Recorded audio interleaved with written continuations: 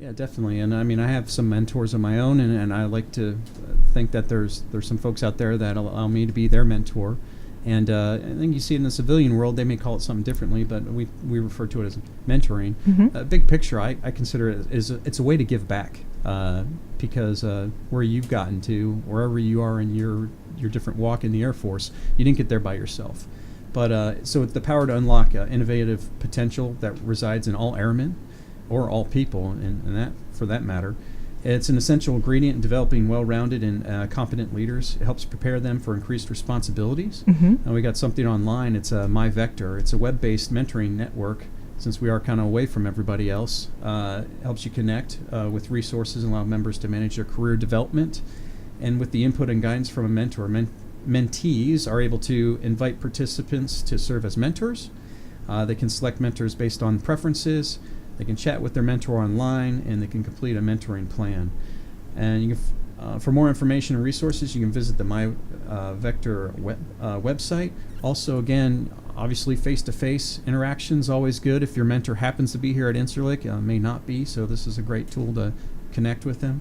And as I said before, I just want to drive it home. Think about your recent successes that you've had, right?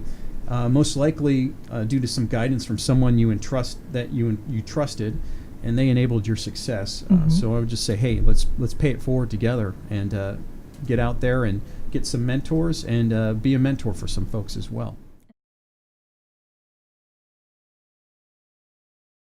Yeah, that's right. So in 1997, an OC-135B, it's a treaty verification aircraft, flew over Edwards. This is it was a specialized aircraft from Wright-Patterson in Ohio, and it was manned by a joint U.S. Air Force and Turkish crew. Conducted the overflight sortie as part of a test run for the Open Skies program. Maybe some of y'all have heard about Open Skies, as part of the International Chemical Weapons Convention. Open Skies essentially, between the countries, we fly over their countries, they fly over our countries, and it's try to help with transparency and to build trust. So the SecDef, McNamara, in 1965, he directed the Air Force develop and produce C-5s, C-5A transport. That's the big plane that we have that carries all the cargo and needed stuff to folks. The early plans called for a gross weight of nearly 350 tons. That's 700,000 pounds, if I did my math correctly. I'll check it later. And at the time, that was twice of any existing aircraft that was out there. The existing aircrafts could only go 250,000 pounds for 3,200 miles or 100,000 pounds nonstop across the Pacific. So more than twice of the capacity of what was already out there.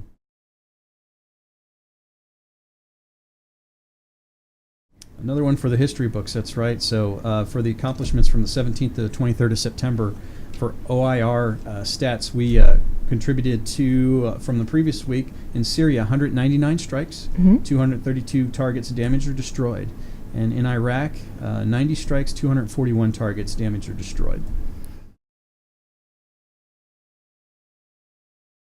Just one thing, that's 29th of September, so near the end of the fiscal year. I guess we have one more day to go, right? And I mean, wow, what a great effort by the Titans orchestrating the end of year closeout. And I say the Titans because it was everybody, as a team effort. But special shout out to Cons and CPTS and CE, because they got a lot of the big projects out there.